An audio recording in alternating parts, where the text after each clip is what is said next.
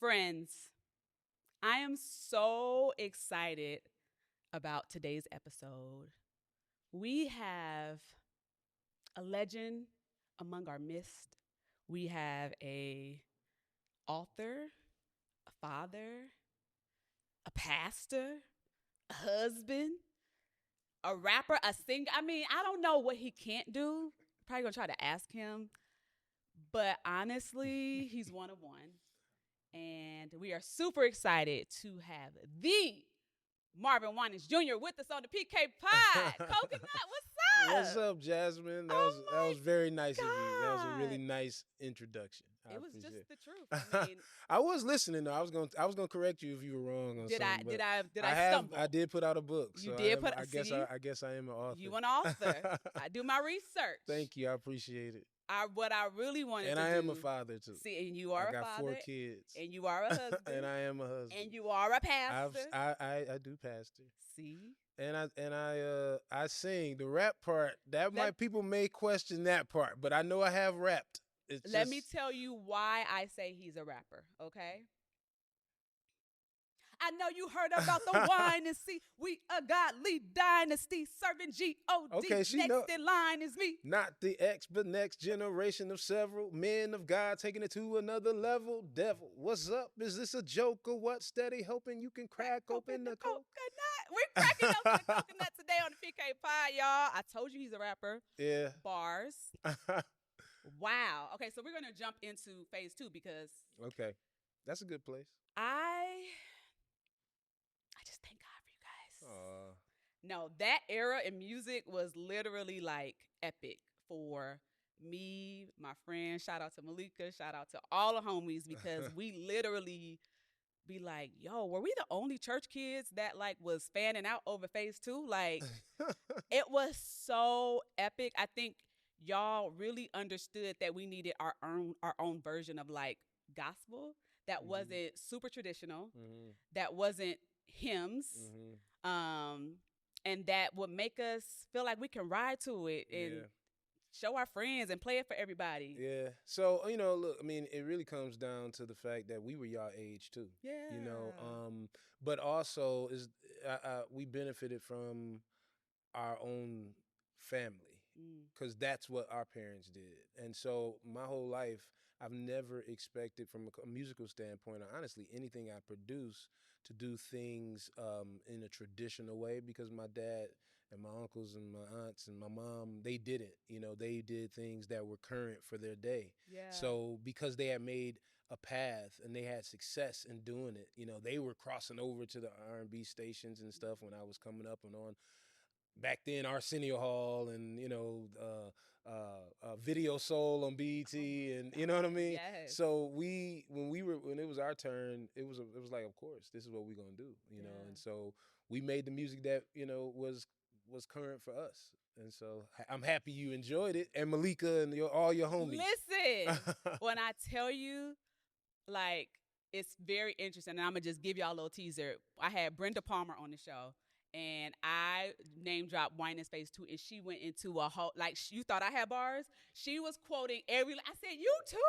I was like, okay, I got to put my hat on because what do we have to do to get a reunion tour? Like, we have to figure out how to get you, Dawkins and Dawkins. Yep, I actually said that. Trinity 5-7 will be cool. Yeah.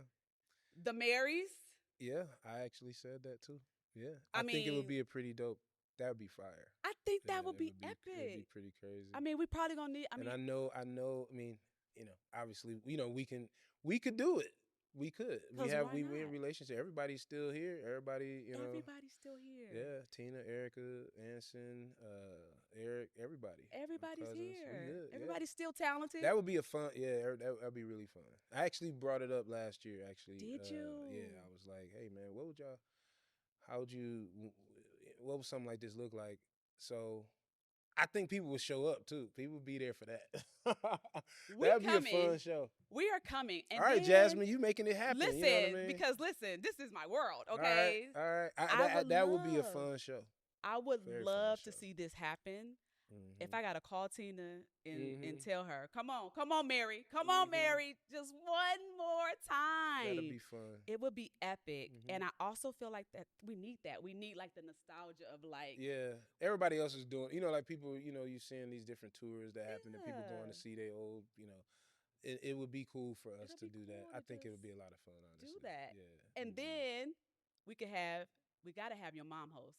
Mm-hmm. If we have your mom and Mm-hmm. not Carlton Banks just like tag team Oh hosting, I Lord. just feel like that'll add that comedic You doing flair. the whole thing. Okay, You so you produce. okay, She's executive producing the show. I Hey am the man, tour just producer. yeah, go ahead, pull it all out. We got You know, our rate. We got to have our yep, hotels and got it. everything else. Room blocks, yep, got it. What else we need? I'm calling out all the I don't big know guns. everybody's riders, so you know what I mean. Don't get me in trouble. So But no, I would love to see y'all back on tour just hey, that one would more be dope. time. That would be It amazing. would be really fun. So, whose idea was it to come together and start phase two? Wow. Okay. So to be honest, the Winans Phase 2 concept began with my Aunt Debbie. My Aunt Really? Debbie, yeah, my Aunt Debbie, who's now Low Mm-hmm. Winans, Debbie Winans Low. Um, I had started a group. For my whole life, I grew up not really. I was in studios all the time, and I didn't really want to be in the studio. I didn't. I wasn't excited about music, and I would.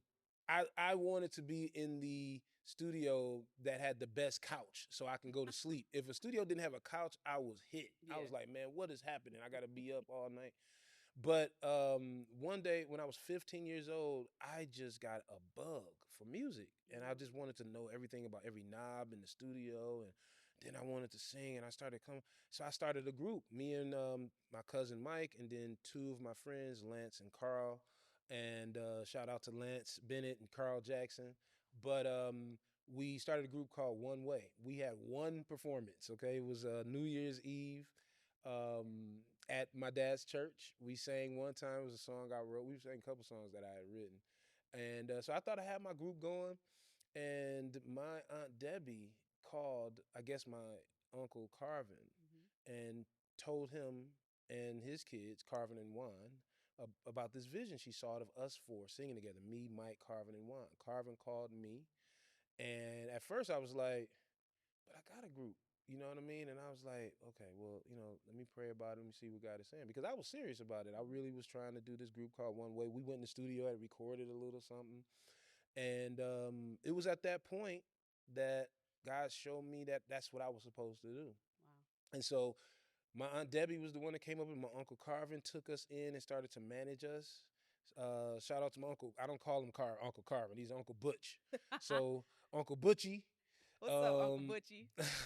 Uncle Butch, and so he started managing us. And honestly, within a year, we went from having our first meeting to signed with with Word Epic. Mm-hmm. We were with Epic Records, and yeah, we had a deal, and everything was on. It was on from there. That's Yeah, yep, fantastic. yep, Shout out to Aunt Debbie coming yep. through with the She did.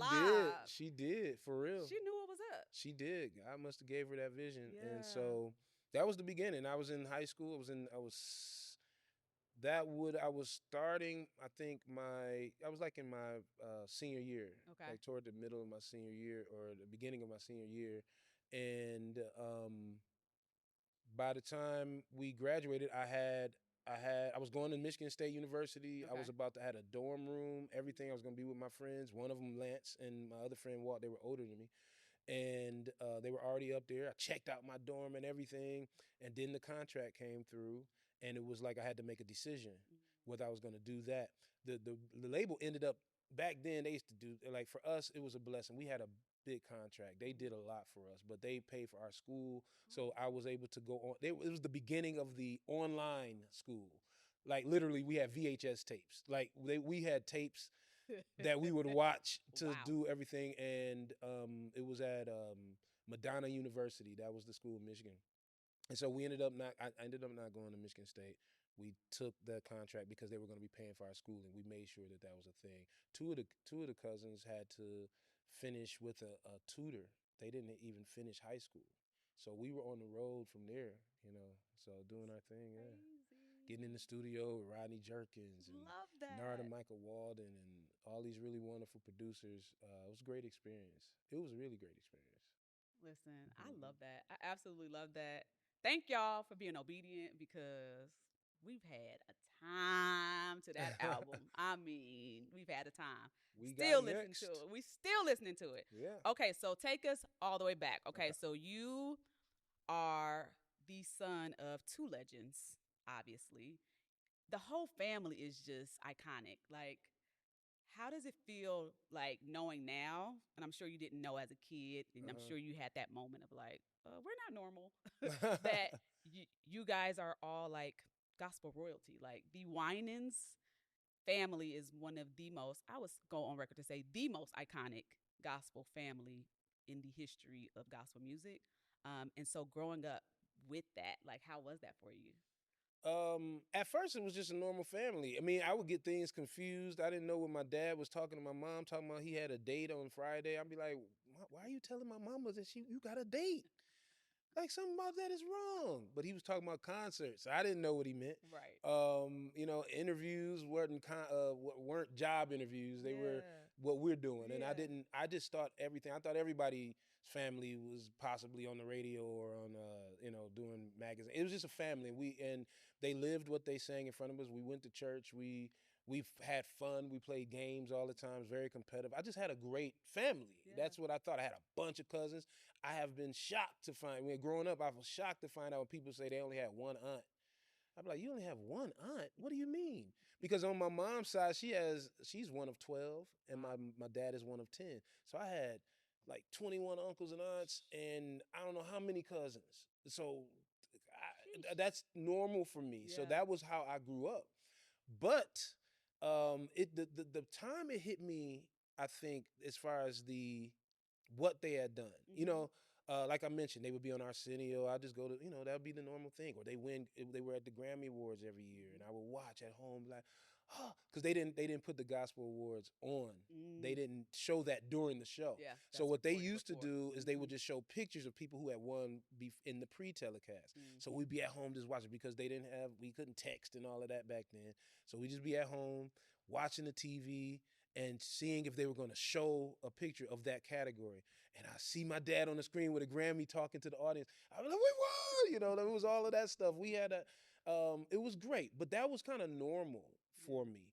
It didn't really hit me of how I believe we were blessed. I was like 20, I would say like 21, Mm-hmm. because phase two was asked to go on a Winans family tour. Mm-hmm. It was their second family tour, and we were of the age to where now we could be on it. And we had put out our album. Now we was the lowest on the totem pole, you know what I mean? But they paid us, you know what I mean? But we was gonna take whatever they were giving. But we were at our first show, doing a sound check, and it was a arena in Alabama, and that's when they started coming on the stage one by one, doing sound checks. My Uncle Carvin came on, my Aunt Debbie, my Aunt Cece, Uncle BB, my dad, my Uncle Ronald, Uncle Daniel. Everybody were coming on one by one. And my granddad, who passed away in 2009, he was at the front of the stage with each one of them. Come on, sing it for me. Praise God. I was just watching. I was sitting in the audience. I mean, it wasn't I was sitting in the stadium, or I mean the arena, just sitting in the chair, just watching sound check and watching him look at his kids. And I realized that each one of them had their own gifting, different. Like my dad has his own style, my Uncle BB, and my Aunt C, they all have their own different styles, even the ones that people may not know of as much. Like my Aunt Angie was like fly with it, and my Uncle Daniel just killing, sounding like forgetting the guy's name. But anyways, great, great style. And I started to say, oh my gosh, they all came from him and my grandma. And they get to watch, and we here in this arena. And I said, oh my gosh, they're, we're blessed. What a gift. And that's when it hit me. That was the first time it really hit me. I was probably at 21. And Wow. I remember when my grandma came out on stage, she was doing her sound check. He was like, "Sing it low, sing it." That was their relationship. I love that. Yeah, it was cool. So 21, it Yep, hit you around there. that's when it hit me. I absolutely love that. So, obviously, outside of singing, Mm-hmm. your father has been preaching and pastoring Mm-hmm. for many years, Yep. still pastoring, still Uh-huh. preaching. Uh-huh. Did you ever feel pressure Mm-hmm. growing up to carry that legacy as well? No. Okay. The fortunate thing for me, and I know that might not be. Look, this is the PK podcast, so I'm sure you're Obviously. getting all Yep. the truth here Yep. for all the PKs. Yep. You know what I mean? And so I don't know if I am different. I feel that I am because I hear a lot of things with regards to PKs and their Mm-hmm. experiences and things like that. But I always have felt a sense that was a little different. My answer might be different Mm-hmm. because when I was 7 years old, I got saved in a very special way. I mean, maybe not special, but it was special to me. Yeah. And filled the Holy Spirit. I was baptized and filled the Holy Spirit speaking in tongues at the age of 7. We were in visiting a church in Youngstown, Ohio. Bishop Youngstown. Wagner, Norman Wagner, um, and I remember I was up with my friends, and he began to speak about getting saved.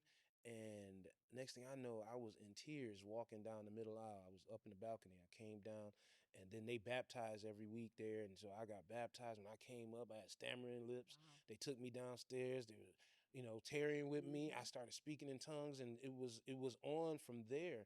And the Holy Spirit had me. I remember the friends that I was with after coming up to me to play after service, and I remember thinking, I can't play. Like what I have is this is I can't play right now. I got to something about what happened to me today is I'm different, and at 7 years old, and so moving on in my life, my relationship with God was sincere and real, and I didn't ever feel like I had to please anybody but Him.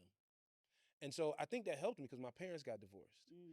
And knowing that my dad is a pastor, my mom is a gospel singer, and she's first lady, and they both supposed to represent what God represents, knowing that they did something that the scriptures literally say don't do, right? Wow. In my estimation, Yeah. it was an opportunity for me. It was like, even if my parents are wrong, Yeah. God, you're right. Because I Mm. had a relationship. And I think that is what has taken me through everything. So now as a pastor, I preach that. Like, you have to, the word of God is right no matter what people do. Yeah. And if people have that, they can get through tough times Yeah. because God is always right.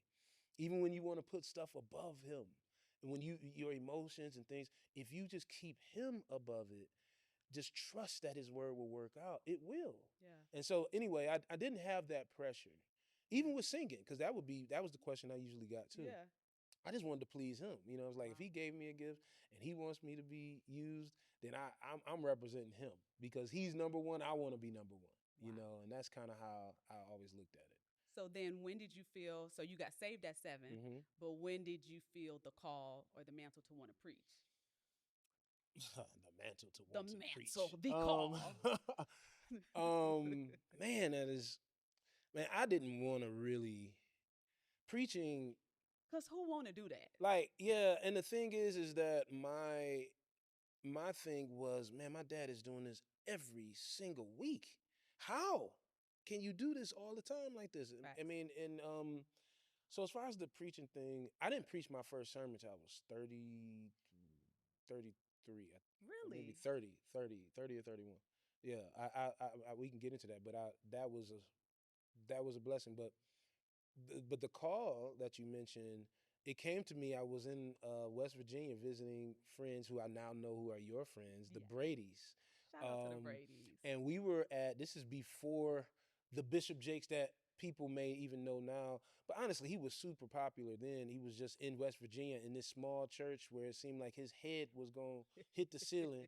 I was visiting them and we went to church and I'm watching Bishop Jakes. I'm like, how is he in this place? Because I had only seen him in big places. My dad would have him come to Detroit and all these different things and see him on TV. And he was at this small church that he was pastoring. This was before he went to Dallas and the Potter's house.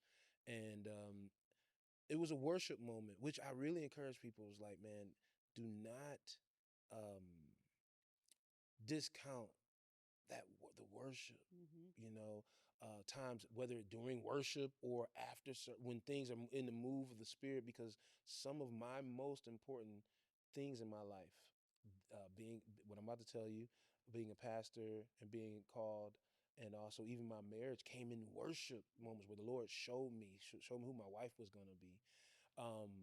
But I was sitting there. I'll never forget. I was sitting there, and the Lord gave me two visions back to back.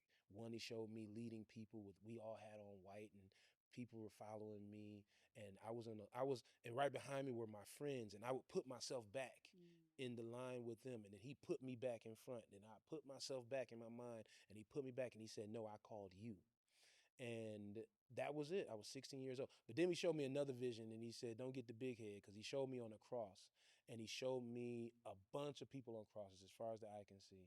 And He said, and there were people that weren't on the crosses, and He said, the people that aren't on the crosses haven't accepted the call. But I've anointed everybody that are on the crosses. They have accepted the call, and basically don't get the big head, because a lot of people, I've called a lot of people. It's not just you. You know what I mean? So, because you can do that, you'd be like, "Well, I'm the one that's in front," but then He immediately showed me something else and said, "But it's a lot of people, innumerable." It was a people I couldn't even tell how many, and so I'm humbled by that. But I was 16 years old, and at Bishop Jake's church. Wow. Bishop Jake's got something else to do with my wife, which is crazy. It's crazy. Wow. Because I went to church to find her. I know you ain't asking about that. No, tell me. But I went to church to see him preach, and that's where I met Monique. Wow. Yeah, so in Detroit. He was at Straight Gate Church, Bishop Merritt's church, and I went there to see him speak at their conference. And then I met her for the first time. Yeah. I feel like that's a whole message for every single man in here that's talking about, I'm just waiting on God. You need to go to church. That's the message. That's the post. Go to church and find her, because they are in the pews, okay? They may not be in them clubs. They may not be outside, but they are inside of the church house. Okay, Yep. I'm back. And now we've been married 23 years, 28 years of dating, because we were dated for about 5.5, and we have 4 kids. So yeah, that's my story. It's a blessing. Yeah. Wow. Yeah. Bishop Jakes. Shout out to Bishop Jakes. I mean, for real. I mean, I have come to realize, I was like, man, he got a lot to do with my life. But thank you, Bishop Jakes. Right. Like, for real. Bishop, I don't know if you know, but thank you. For real. I haven't. Appreciate I don't you. think I've been able to tell him this since I've really put it together. But yeah, one day hopefully I'll tell him if he hasn't watched it. Maybe he'll watch this. Love that. Okay, so you are now pastoring Perfecting Home Church. Yes. In Culver City. We are. What in the world? Pastoring in Los Angeles. Did you ever see this in your bingo card? No, not at all. I never thought this would happen. I didn't even think I would move to LA. I never had plans, never wanted to, had a desire to. And so, no, we're there. We are there. We are, growing and developing. And it's a really awesome. It's been an awesome experience. Yeah. Going back to when we started, though, it was interesting. I mentioned how I was like, man, I can't do this every day. So this kind of goes back to the preaching thing. But the way that God got me in, He's a very wise God, and he cares. He's considerate. He's thoughtful. But we have been at Oasis Church here for 9 years. I felt the time was up there, and it was Easter Sunday. It was Resurrection Sunday. Was my final week there, and I was just like, God, I know this is it here, and I know I'm supposed to go. I just felt like I had graduated, and when I thought about going to another church, I didn't see it. Like I was like going to serving with another pastor somewhere. I was like, man, I just don't feel it. I said, so I was in the middle of the week, and I was like, but God, my kids got to get the word, because I didn't want to be, we just at home on Sunday and we at home the next week. I'm not supposed to go. And I'm like, well, my kids got to get the word. And God said, you teach it to them. And I was like, oh.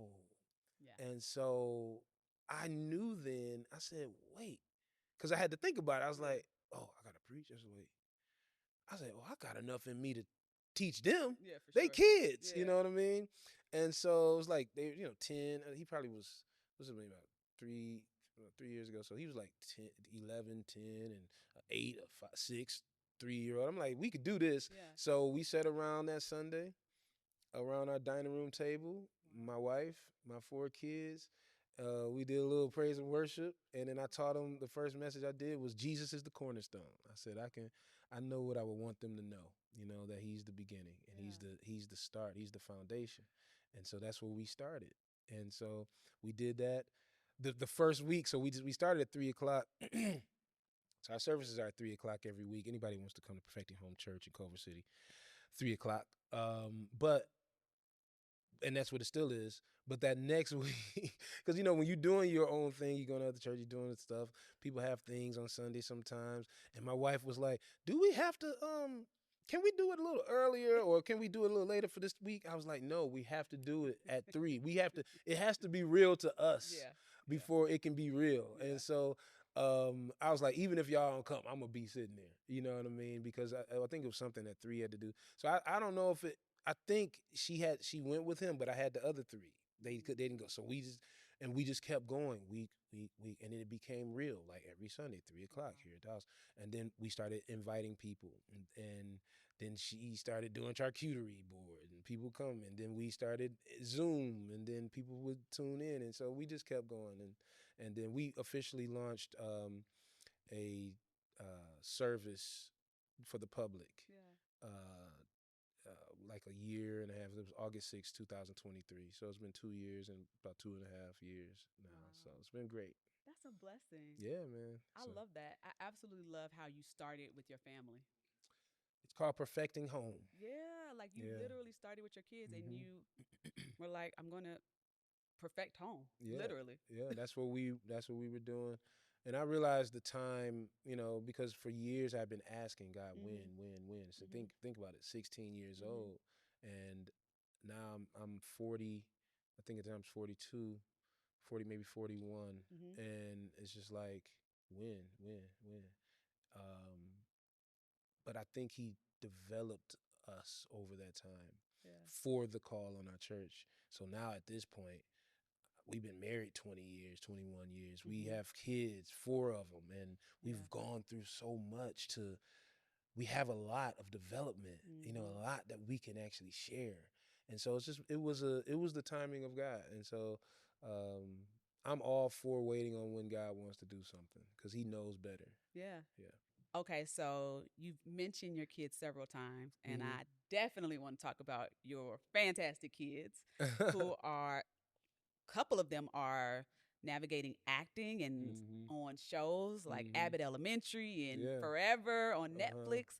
And I'm just so freaking curious, like, did you see this type of legacy, like, infiltrating Hollywood, like coming from, gospel and preaching, but did you coming from Detroit? Coming from Detroit. Let's just keep it a buck. We come from Detroit, okay? What's going on How in we Detroit? Get to Hollywood? Yeah, no, 100%. My goodness. I know I didn't see it, but when I was there, this interestingly enough, when I remember, my dad asking me when I was young, I probably was like 15 or something, I think he asked me something about what I wanted to do, or did I want to preach or something. I don't remember exactly, but I was like, man, I want to be on TV. I wanted to act. I wanted to. I saw myself on a sitcom, and I did some acting as a kid. I did some traveling with tours a little bit for plays, and I did musicals at the school, and I was in my mom's music videos. Thank you, Mom. She would always hook me up. But no, I didn't see it. But when we were going to move, we lived in Tampa for 5.5 years. Monique and I, we just had my son, 3, and I produced a film while I was there. I produced a movie called Dreams, and it came out on Lionsgate. And so when we moved out here, there were ties to different things like that. And so my mind was open to it, and I felt God was leading me, because my wife didn't really want to move from Tampa at the time. But one of the things I told her, I was like, and you can manage 3's career. 3 is our son, the 3rd. He's Marvin Winans the 3rd. But I was just like, you can manage him. We can get an agent. I knew somebody from back when we were at Epic Records with the Winans Phase 2 that I seen him on TV, and he was a his name is Maurice Warfield, and he was like our promotions guy with Epic. And he was like, "You guys are gonna forget me. You're not gonna remember me." And I was like, "Man, I'm not gonna forget you." Wow. And I kept his number, and I saw him on a commercial once. And I was like, "Man, that's Reese." And I hit him. I was like, "Man." So we stayed in touch. Wow. And so I asked him, could he help us get an agent? And so we ended up getting with his agent for my son. So that helped us move here, just that piece. So he was 1.5 with an agent. Wow. She didn't even want to be agent to babies and kids, but she took it because we were kind of persistent. So she took it. And then that started our whole thing. And so now all of the kids are acting, and not just a couple of them. They're in, like you said, Abbott. That was one of the major things that happened.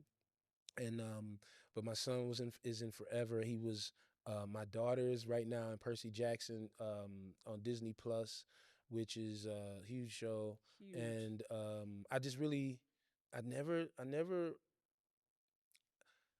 was in a point one time I was driving Uber here. Yeah. And I was like in the car, knowing that things were tight. LA ain't no joke. Sure. And you have to be, you have to know what God has said for you. That's good. Because when he says something, it's not a question of whether you should stay. It's a question of when he's going to provide and come through. I'm never leaving this. So Lord, what are you going to do? This is on you. He's the one that's going to keep his word. Yep. And he has the ability to do it. He has the strength to do it. And so anyway, I'm driving, and I have at this point probably like 2-3 kids, and I'm like, okay, God, what's up? But somebody in the car was talking about, oh man, you got kids, you gonna have to all that college fund, and you gonna have to pay for this, that. And I was thinking like, man, I didn't even think about all of that. You know what I mean? I'm just, my wife and I having kids. Yeah. It took us a minute to have our first. Okay. But after 8.5 years, we had our first. And then once the faucet came on, I didn't know how to turn it off. So we got 4 kids. Come and on, I'm trying be to figure fruitful and multiply. and now I'm like, God, what's going on? So it's amazing to now see that they are making their own money. Wow. And, the Lord will provide. Yeah. And so this is a really great story, and it's a testimony. And it also just feels that there were lots of different decisions I could have made, but I tried to stay to what God was telling me. Yeah. It was points where we starting a church, and it's like, baby, I don't know. All I know is this is what I'm supposed to do. Yeah. And it ain't like that's making no money. And it's like, but this is what I'm supposed to do. Yeah. And God does what he does. And I've just been amazed by it. But I think we are living out the benefits of obedience. And that is kind of what I really want people to understand, is that if you obey God, it comes with some stuff. He said, seek first the kingdom of heaven. He said, and his righteousness, which is the alignment. You want to be in right standing with God. And then he says, I'll add this stuff. It may not be your focal point. I'm looking this way, and he's just putting stuff on me. So when I step back and I see it, people see what God has done. It ain't what I did. Yeah, that's good. It's not. I tell my church members, like, y'all, I'm whack. I said, I got a beautiful wife, wonderful kids. We live in Beverly Hills. All these wonderful, y'all see stuff. I said, I'm whack. This is all the benefits of obedience. I don't know how any of this stuff happened to me. I wouldn't have been with my wife because I was shallow enough to think I wanted to break up with her because the first week we were together, we went out. I didn't like how her hair looked. And I looked at this other girl and I was like, hey, man, I want to be with somebody whose hair looked like that. I wanted to break up. I was telling my cousin, I was like, dude, I want to break up with Monique. But God had already told me she was my wife. So I had to get in alignment. Come on, I'm preaching. Ooh, this is a word. I had to get in alignment. Not the hair wasn't what you wanted. It wasn't what I wanted. We really focused on the wrong thing. But it was real. But it's real, yeah. And that got me through that moment, his will. Then when she was going away to college, I didn't want to be in, this is after we were together for a year. I didn't want to date nobody in Tennessee. She went to Tennessee State. Yeah. I didn't want a long distance relationship. Yeah. I wanted to break up. Yep. But God had told me she was my wife. Wow. So I had to learn how to be a boyfriend from hundreds of miles away. Yeah. And that prepared me to be a husband. And so I didn't know that would happen. Mm-hmm.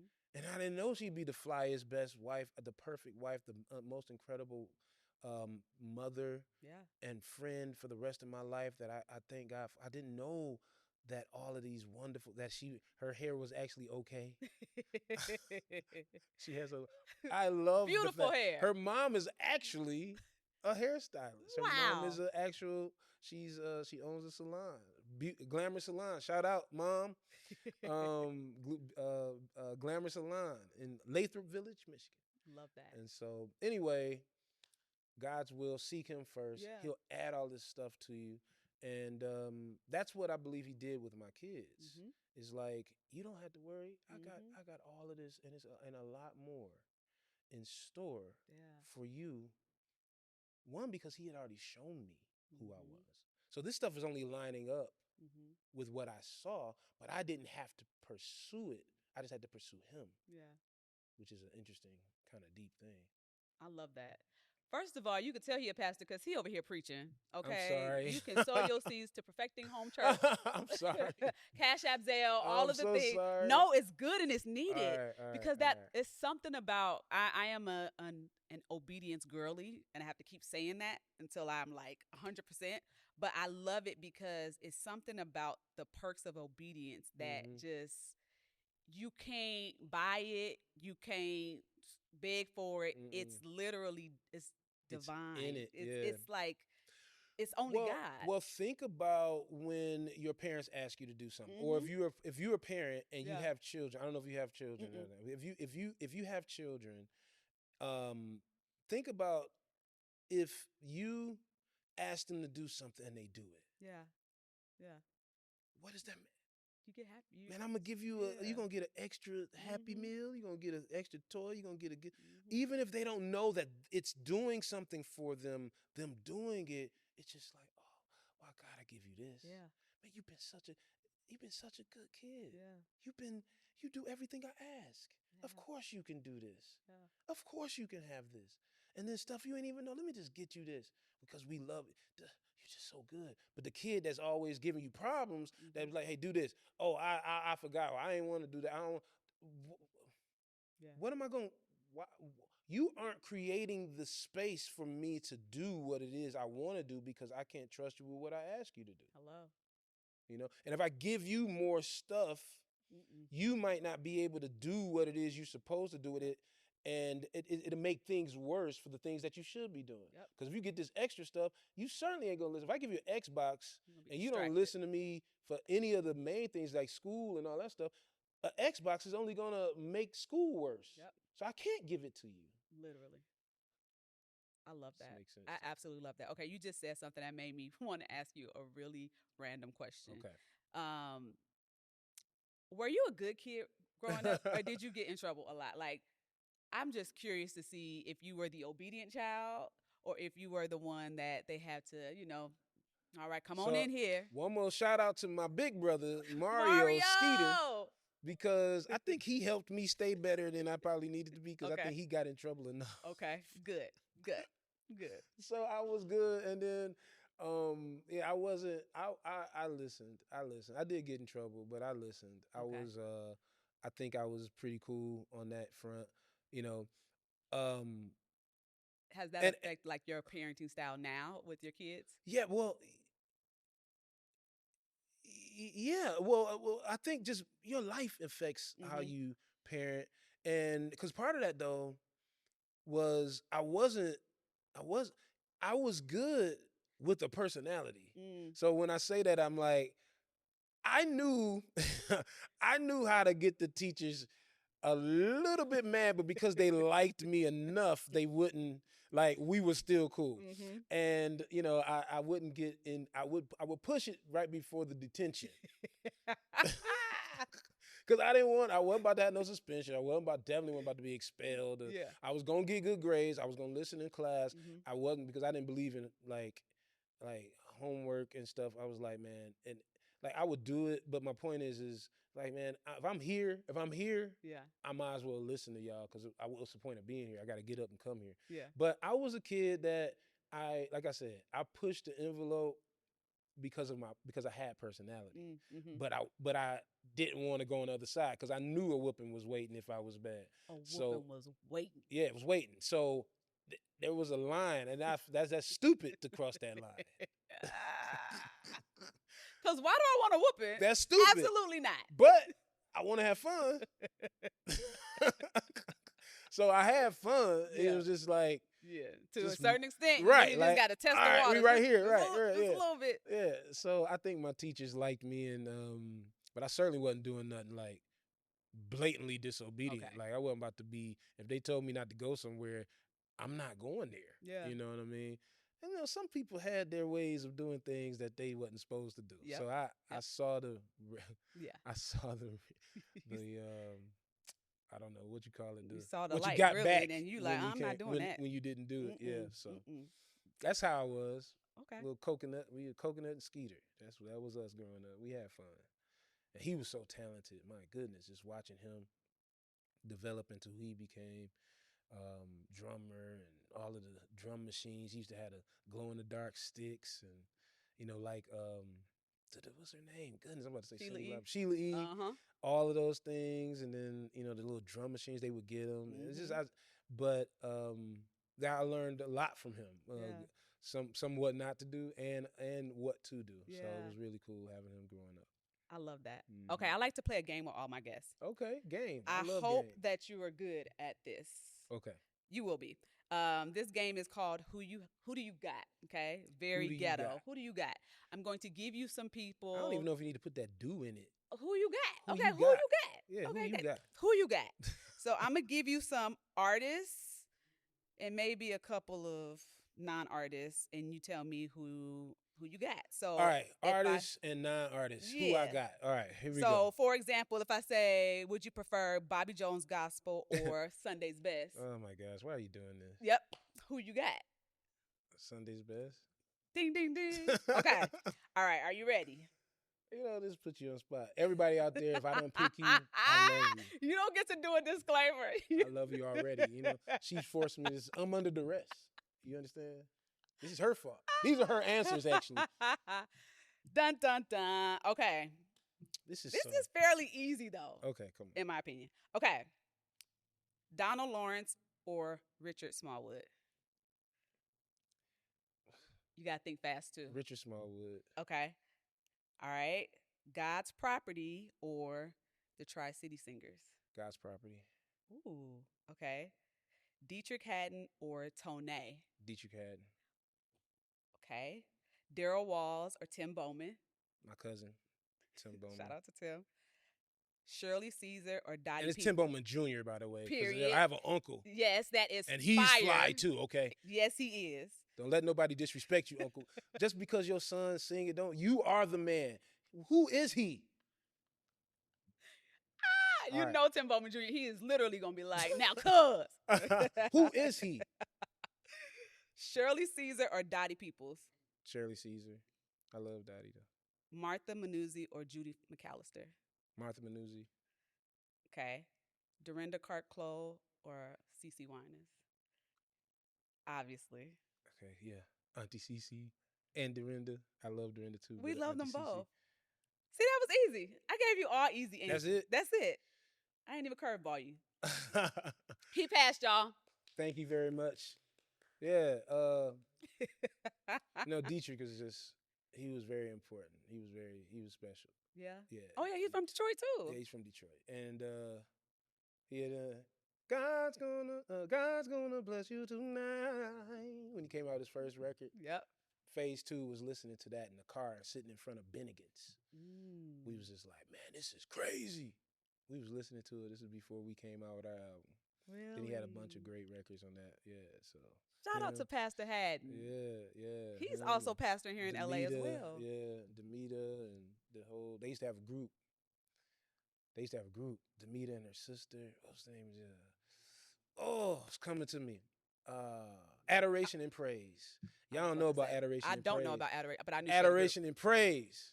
Shoot, Detroit. Detroit has some of the most talented, gospels. So many greats came out of Detroit. Yeah, a couple.